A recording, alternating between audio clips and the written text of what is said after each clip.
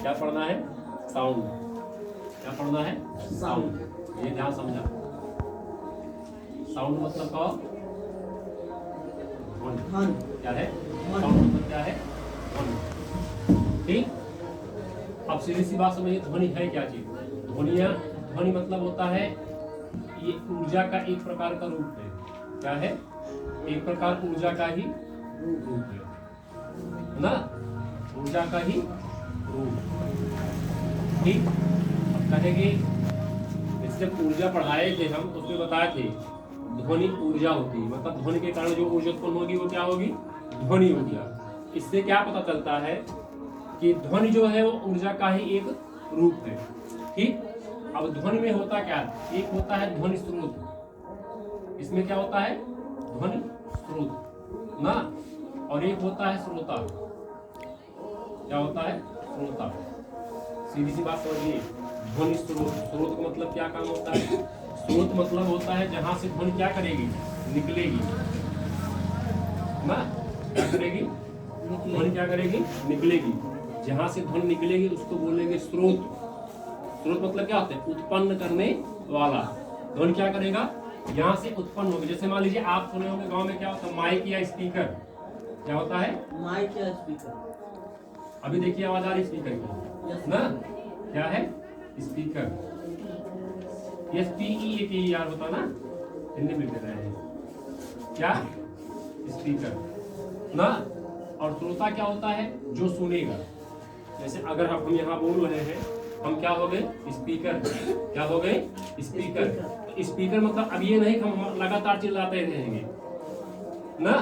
Speaker. और सुनने वाले क्या हो गए? सुनने वाले आप लोग तो क्या हो गए? श्रोता। क्या हो गए? श्रोता हो गए ना, जिसको बोलेंगे लिसनर ना। स्पीकर और लिसनर। अब ध्यान समझिए, और लिसनर। ध्यान समझिए, ध्वनि क्या होती है? ध्वनि को बोलेंगे नंबर ऑफ वाइब्रेशन। वाइब्रेशन मतलब जो माध्यम के कण होंगे। जैसे हम जो कुछ भी बोल रहे हैं, मैं जो कुछ भी बोल रहा हूँ वो आपके पास अगर पहुंच रहा है, किसके थ्रू? माध्यम, यानी कंपन होते हुए सब पहुंच रहा है। क्या पहुंच रहा है? कंपन ना। विदाउट कंपन आवाज हम तक नहीं पहुंचेगी ना। अगर वस्तु क्या कर रही है? कंपन होकर के आपके पास तक पहुंच रही है ना, उसके लिए किसकी आवश्यकता होती है? माध्यम की। किसकी आवश्यकता होती है? माध्यम की। और माध्यम क्या बनेगा? हवा। क्या? हवा। अगर हवा नहीं होगी या ऑक्सीजन नहीं होगी तो हमारे पास तक आपके पास तक हमारी आवाज नहीं पहुंचेगी। क्योंकि जो ध्वनि के कण होंगे वो क्या करेंगे? हवा से टकराएंगे। और जैसे आप एक चीज ऑब्जर्व करिए, जैसे आंधी आ रही हो। क्या आ रही हो? आंधी। जब आंधी आती है तो आप जिस तरफ आंधी जाती रहती है ना, जैसे मान लीजिए क्या कर रही है? पूर्व दिशा से आंधी आ रही है। अगर हम पूर्व दिशा में ही चिल्लाएंगे हमारी आवाज बहुत दूर तक नहीं जाएगी। आंधी किस तरफ जा रही है? पूरब से। और जा किस तरफ रही? पश्चिम दिशा में। ठीक। आंधी अगर पूरब से पश्चिम दिशा में जा रही है तो हम अगर पश्चिम दिशा में बोलेंगे तो हमारी आवाज दूर तक जाएगी। ठीक। लेकिन अगर हम पूरब की दिशा में बोलेंगे हमारी आवाज क्या हो जाएगी? धीमी हो जाएगी। इससे क्या पता चलता है? जिस तरफ माध्यम के कण चलेंगे ध्वनि के संचरण की दिशा उसी तरफ होगी। अगर हम ध्वनि के संचरण की दिशा माध्यम के कण के विपरीत चलेंगे तो हमारी आवाज बहुत दूर तक नहीं पहुंच पाएगी। ठीक। सीधी सी बात है, अगर हमको माध्यम के कण विपरीत दिशा में मिल रहे हैं और हम उसकी विपरीत दिशा में बोलेंगे तो माध्यम के कण क्या अपोजिट डायरेक्शन में काम करेंगे। जैसे अब स्पीकर जो है क्या है? स्पीकर मान लो स्पीकर बोलता है, इधर से बोलता है और इधर से क्या चल रही है? माध्यम के कण इधर से आ रहे हैं। तो सीधी सी बात है, ये इतनी दूर ना पहुंच करके पहले ही खत्म हो जाएगी ना। लेकिन अगर स्पीकर इसी दिशा में बोल रहा है जिस तरह में माध्यम के कण जा रहे हैं तो आवाज आपकी क्या हो जाएगी? दूर तक जाएगी। लेकिन याद रखना, ध्वनि होने के लिए क्या? ध्वनि क्रिया होने के लिए माध्यम के कण का होना बहुत आवश्यक है ना। अब ध्वनि का विक्षोभ यानी कि तरंगों का विक्षोभ जो होता है उसी से क्या निकलती है? ध्वनि निकलती है। अब ध्वनि तरंगे होती है। क्या होती है?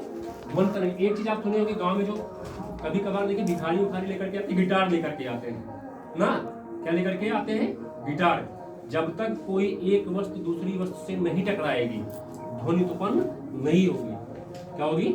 ध्वनि उत्पन्न नहीं होगी। लेकिन कहाँ, जहां पर हवा यानी कि ऑक्सीजन की मात्रा उपलब्ध होगी, जैसे आप कांच के पत्थर का गुटका लीजिए, क्या लीजिए, पत्थर का गुटका, आप उसको किसी पानी के अंदर ले जाइए, पानी के अंदर ले जाकर के टकराइए, आपको आवाज बहुत कम सुनाई देगी। क्या होगी?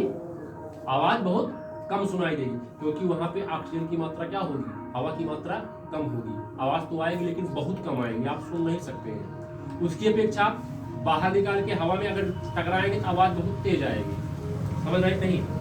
अब जैसे किसी बंद कमरे में ले जाए, अभी आपको बंद कमरे में बोलने कह दिया जाए, जैसे 4 व्हीलर गाड़ी होती है, कांच आप बंद कर दीजिए, क्या कर दीजिए, कांच आप बंद कर दीजिए, आपकी आवाज उस गाड़ी के अंदर ही रह जाएगी ना, बाहर नहीं निकल पाएगी। क्योंकि आपको पता होना चाहिए ध्वनि संचरण के लिए किसकी आवश्यकता होगी, माध्यम की आवश्यकता होगी। जब आपका माध्यम सीमित हो गया, क्या हो गया, माध्यम क्या हो गया, सीमित हो गया, तो सीधी सी बात है आवाज कहां तक, बाहर तक नहीं निकल पाएगी। किसके केस में, ध्वनि के केस में। समझ रहे हैं?